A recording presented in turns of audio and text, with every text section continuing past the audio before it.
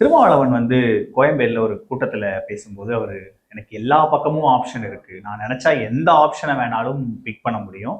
ஏன் பாஜக கூட கூட என்னால கதவு ஓப்பன்ல தான் இருந்தது. ஆனா நான் தான் அந்த கதவை எல்லா கதவையும் அடைச்சு வச்சிருக்கேன்.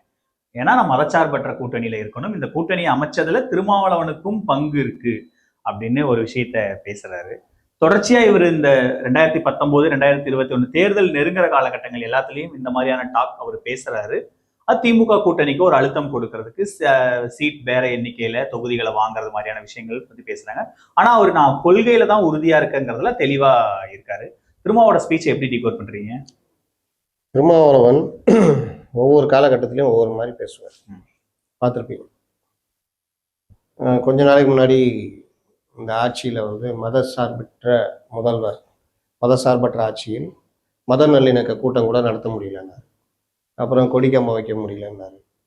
நாங்கள் திமுகவை நம்பி இல்லை, சிலர் நினைக்கிறார்கள் திமுகவை நம்பிதான், அப்படிலாம் இல்லை அப்படின்னு சொன்னார். ஒவ்வொரு தடவையும் இந்த மாதிரி சீட்டு பேரம், குறிப்பிட்ட எண்ணிக்கைக்குள் எங்களை அடக்கலாம்னு நினைக்கிறாங்க, அது நடக்காதுன்னு. மறுநாள் பார்த்தீங்கன்னா 1000 சண்டைகள் மதம் ஆச்சரியம் இருந்தாலும் நாங்கள் கொள்கை என்று வந்து விட்டால் ஒன்றாக இருப்போம் அப்படின்னு பேசுவார். அப்போ கொள்கைனா ஒன்றா இருப்பீங்கன்னா 5 சீட்டு கொடுப்பாங்க, வாங்கிக்கிங்க. இந்த எலெக்ஷன்ல 5 சீட்டு கொடுப்பாங்க, வாங்கிக்கிறீங்களா?